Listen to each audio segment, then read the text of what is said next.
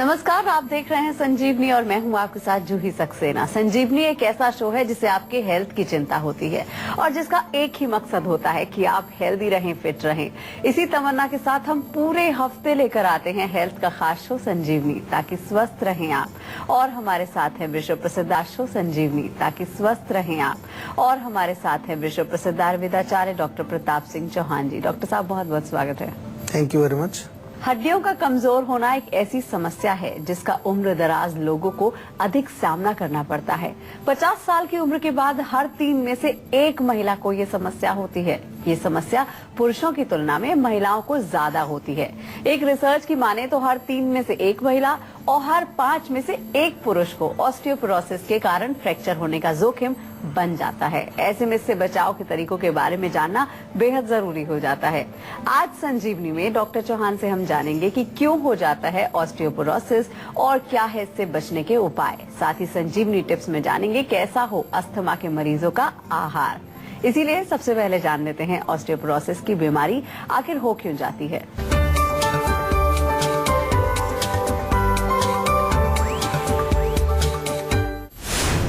क्या आपकी हाइट हो रही है कम? क्या आपकी हड्डियों में आ रही है वीकनेस? क्या जरा सी ठोकर से बोन्स में हो जाते हैं फ्रैक्चर? तो हो जाइए अलर्ट, खतरनाक है ऑस्टियोपोरोसिस। बढ़ती उम्र के साथ हड्डियों में कमजोरी आना एक आम समस्या है। तो डॉक्टर साहब से सबसे पहले हम जान लेते हैं कि आखिर ये ऑस्टियोपोरोसिस की बीमारी होती क्या है और किस उम्र में इसका खतरा ज्यादा होता है। साथ ही डॉक्टर साहब ये भी आपसे जानना चाहते हैं कि महिलाओं को ये बीमारी ज्यादा क्यों होती है। देखिए, ऑस्टियोपोरोसिस जो है, अगर आम भाषा में कहें तो हड्डियों की कमजोरी, ये जो रोग है इसमें हमारी हड्डियां जो हैं वो वीक हो जाती हैं। शब्द से भी पता चलता है आपको। ऑस्टियो शब्द जो है वो हड्डी के लिए प्रयोग होता है। पोरोसिस यानी कि हड्डियों को पोरस यानी कि उसमें छिद्र ज्यादा हो गए, यानी उनकी डेंसिटी कम हो गई है। एक सिंपल तरीके से समझने वाली बात है।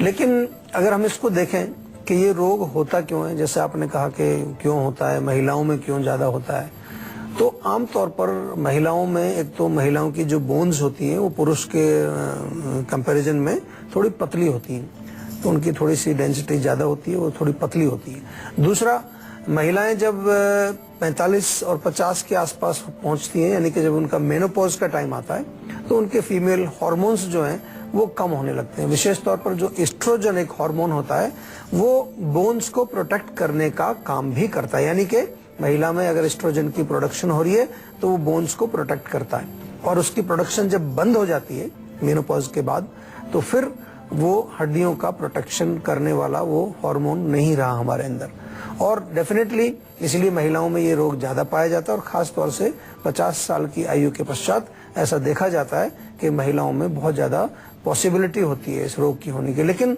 आपको घबराने की जरूरत नहीं है, ऐसा कोई पक्का रूल नहीं है ये कि सभी को होना जरूरी है। और आज हमने ये जो शो आपके लिए बनाया है, इसमें हम कुछ चीजें बताने वाले हैं आपको कि किस प्रकार से अगर आपको ऑस्टियोपोरोसिस है तो उसको कैसे ठीक कर सकते हैं, और अगर नहीं है तो प्रिवेंट कैसे कर सकते हैं। दोनों ही चीजों पर हमें जोर देने की जरूरत है।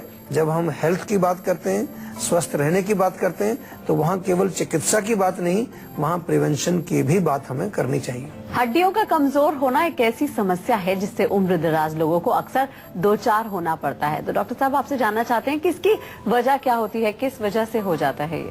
देखिए, आमतौर पर देखें तो अगर आपकी डाइट के अंदर कैल्शियम की कमी है तो उससे डेफिनेटली आपको फर्क पड़ेगा। तो कैल्शियम डेफिशिएंसी जब होगी तो उससे फर्क पड़ता है। विटामिन डी की कमी होने से भी हड्डियों पर फर्क पड़ता है, क्योंकि कैल्शियम के एब्जॉर्प्शन पर उससे फर्क पड़ता है। आम तौर पर एक हम देखें नियम अनुसार एज भी इसमें एक फैक्टर होता है। तो एज का मतलब ये मत समझिए कि ओल्ड एज में जाके आपकी हड्डियां कमजोर होंगी। नॉर्मली 35 साल की उम्र के पश्चात हड्डियां हमारी कमजोर होनी शुरू हो जाती हैं। जरा ध्यान से सुनिए इसको, 35 साल, when you are still very young. लेकिन अगर आप थोड़ा सा ध्यान रखें, किस चीज पर ध्यान रखना, अगर आपकी अग्नि कमजोर है, पाचन कमजोर है, तो और ज्यादा गड़बड़ होगा। क्योंकि जो भोजन आप खाते हैं, या अगर आप कैल्शियम रिच फूड भी खा रहे हैं, लेकिन अगर वो पचेगा नहीं और अगर एब्जॉर्प्शन आपकी ठीक नहीं है तो आपकी हड्डियां कमजोर रहेंगी। हमारे यहाँ इसको कहते हैं अस्थि धातु का क्षय। धातु क्षय होने की वजह से, और जो कमजोरी जो है वो या तो आपका अस्थि या बोन्स बन नहीं रही है, या बोन जो है वो बनी हुई है लेकिन वो कमजोर होती चली जा रही है। तो दोनों कारण उसके हो सकते हैं। और इसमें एक मूल कारण ये भी होता है कि आपकी लाइफस्टाइल अगर बहुत खराब है, सेडेंटरी लाइफस्टाइल है, या आपकी डाइट जो है उसमें कुछ ऐसे चीजें हैं, जैसे लोग अल्कोहल सेवन करते हैं, तंबाकू का सेवन करते हैं, या फिर जो बहुत ज्यादा जंक फूड का सेवन करते हैं, उनका डेफिनेटली हमारे धातुओं पर असर पड़ता है। इन एडिशन टू दैट बहुत इंपॉर्टेंट ये भी है, समझ लीजिए, कभी कभार कुछ हम दवाइयां खा रहे होते हैं किसी रोग के लिए, या कोई रोग हमें हो गया है, कोई बीमारी है, उसकी वजह से भी हमारी हड्डियां कमजोर होने लगती है। और डेफिनेटली जैसा हमने पहले बताया कि महिलाओं में मेनोपॉज भी इसका एक कारण है, क्योंकि फीमेल हार्मोन्स, जो सेक्सुअल हार्मोन्स होते हैं, जब वो बॉडी में कम होने लगते हैं फीमेल्स के, तब हड्डियां हमारी कमजोर होने लगती हैं। बहुत विस्तार से मैंने आपको एक एक चीज समझाई है। इसको समझाने का मेरा मकसद यही है कि आपको रोग का मूल कारण मालूम होना चाहिए। कई बार मैंने देखा है कि लोग वो गोलियां खाते रहते हैं कैल्शियम की, लेकिन उनका पाचन ही खराब है, एब्जॉर्प्शन ही नहीं हो रहा है, तो फायदा क्या उसका? खाते रहिए, उसको कुछ नहीं होगा उससे। या जो कारण है रोग का, कैल्शियम कम होने का या हड्डियों का कमजोर होने का, अगर वो कारण आप छोड़ेंगे नहीं और आप सप्लीमेंट्स खाते रहें, तो भी आपको फायदा नहीं होगा। और अब डॉक्टर साहब से जान लेते हैं कि ऑस्टियोपोरोसिस के लक्षण क्या होते हैं। डॉक्टर साहब, वजह तो आपने बता दी है, अब लक्षण जानना चाहते हैं आप। देखिए, जब हड्डियां आपकी कमजोर हो जाती हैं, तो सबसे पहले आपको हड्डियों में थोड़ा एक फ्रैक्चर होने के चांसेस ज्यादा रहते हैं, ब्रिटल बोन्स हो जाती हैं, टूटने का डर रहता है, या फिर जो है आपको पेन हल्का सा महसूस होगा, कमजोरी कह लीजिए आम भाषा में, कि हड्डियों में कमजोरी आपको थोड़ी महसूस होगी। कमर दर्द आपको हो सकता है। कई लोगों की हाइट कम हो जाती है, थोड़ी जितनी हाइट थी उससे थोड़ा छोटे हो जाते हैं वो लोग, वो भी हड्डियों का एक तरह से कहते हैं, हड्डियां घिस गई हैं उनकी। और जो स्पाइन है, हमारी रीढ़ की हड्डी है, वो कई बार आगे थोड़ी झुक जाती है, उसके कारण भी थोड़ा हाइट उसकी कम हो जाती है, क्योंकि उसमें जो ताकत एक होती है, हम कहते हैं ना रीढ़ की हड्डी, ये कहते हैं ये हमारे परिवार की रीढ़ की हड्डी है, हमारी टीम की रीढ़ की हड्डी, बैकबोन ऑफ द टीम बोलते हैं। तो इसी तरह हमारे शरीर में बैकबोन यानी कि सबसे स्ट्रॉन्ग चीज है वो, उसी पर हमारा स्ट्रक्चर सारा डिपेंड करता है। और वो जब कैल्शियम कमी होगी तो उसमें कमजोरी आएगी, तो उसमें जो एक स्ट्रेंथ होती है वो वीक होने से थोड़ा आगे झुकने जैसा भी वो पेशेंट्स को आपको देखने को मिलेगा। तो इस तरह के लक्षण उसमें देखने को मिलते हैं, इनका ध्यान रखना चाहिए। और अगर ऐसी कोई चीज आपको नजर आती है तो तुरंत आपको क्या करना है, सीधा एक हमारा नंबर है आपके पास, सेहत का नंबर। तो सेहत कभी भी खराब हो तो सेहत के नंबर पे ही फोन करेंगे आप, और वहां से हम आपको गाइड करते हैं डाइट के बारे में, लाइफस्टाइल के बारे में, औषधियों के बारे में, और बहुत अच्छी चीजें हमने जो है आपके लिए तैयार की हैं, अच्छे प्रोडक्ट्स, उनका जो है आपको प्रयोग करना चाहिए। एक बार फिर से हम दर्शकों को बता दें कि आज हम बात कर रहे हैं हड्डी के रोग यानी कि ऑस्टियोपोरोसिस की। डॉक्टर साहब, ऑस्टियोपोरोसिस और आर्थराइटिस में लोग बहुत कंफ्यूज करते हैं जी, दोनों में फर्क क्या होता है? फर्क तो काफी होता है। देखिए, ऑस्टियोपोरोसिस तो हमने आपको समझाया कि आपकी जो बोन्स हैं उनमें वीकनेस यानी कि बोन्स की डेंसिटी कम होना, वो तो हड्डियों की कमजोरी है। जो आर्थराइटिस जो रोग होता है, आर्थराइटिस प्राइमरीली जो आम, वैसे तो आर्थराइटिस एक बहुत व्यापक शब्द है, यानी कि उसका अर्थ जो है वो हम कह सकते हैं कि किसी भी तरह का बॉडी में कोई मस्कुलर पेन है, बोन से रिलेटेड पेन है, तो जो उसको आर्थराइटिस कई बार बोलते हैं।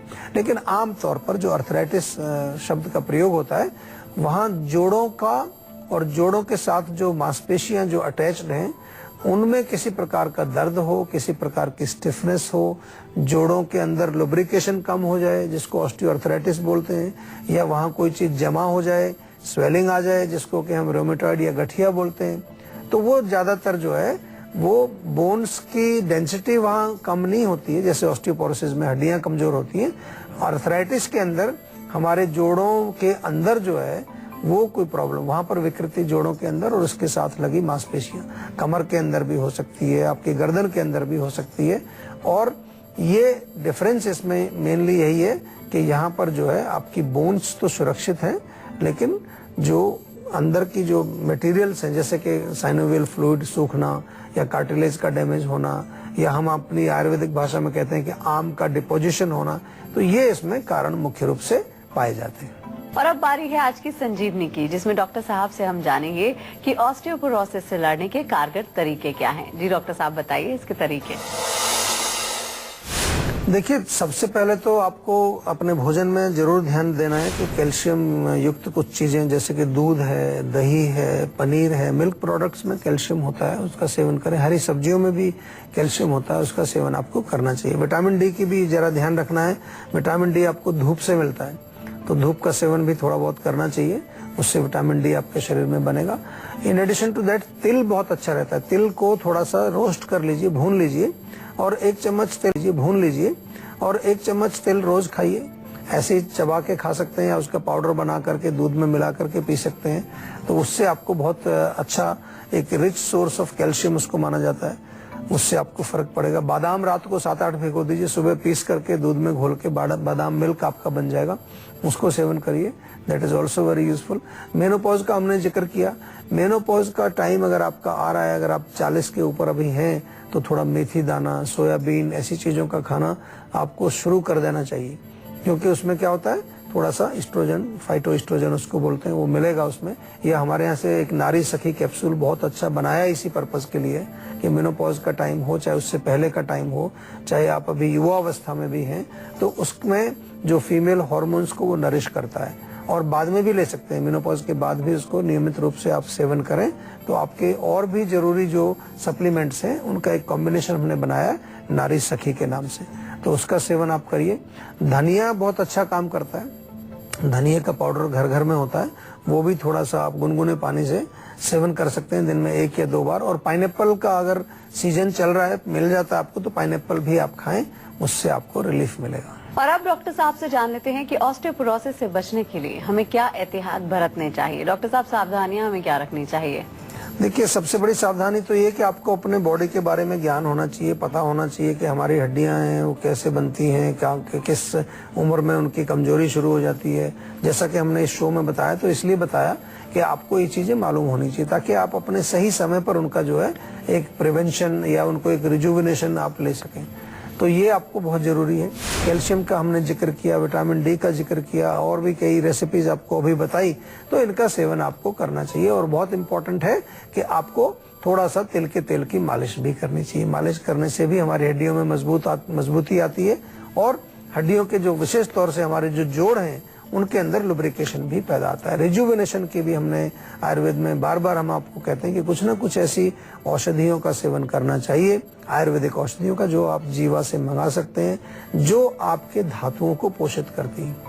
ओजस कैप्सूल है हमारा, नारी सखी का मैंने जिक्र किया, शतावरी टैबलेट्स हैं, और इसके अलावा अश्वगंधा टैबलेट, बहुत सारी चीजें आपको वो, लेकिन हमारे चिकित्सक से परामर्श करके आप जरूर लीजिए। एक चीज मैं बार बार आपको कहता हूं कि कोई भी चीज आपको लेनी है, चाहे वो ओवर द काउंटर टाइप की चीज हो, एक बार आयुर्वेदिक डॉक्टर से जरूर पूछ लीजिए। हमने एक आपको सुविधा दिया है कि आप फोन के माध्यम से हमारे चिकित्सकों से बिल्कुल आराम से बात करके अपने स्वास्थ्य संबंधी कोई भी जानकारी उनसे प्राप्त कर सकते हैं, तो उसका फायदा उठाइए।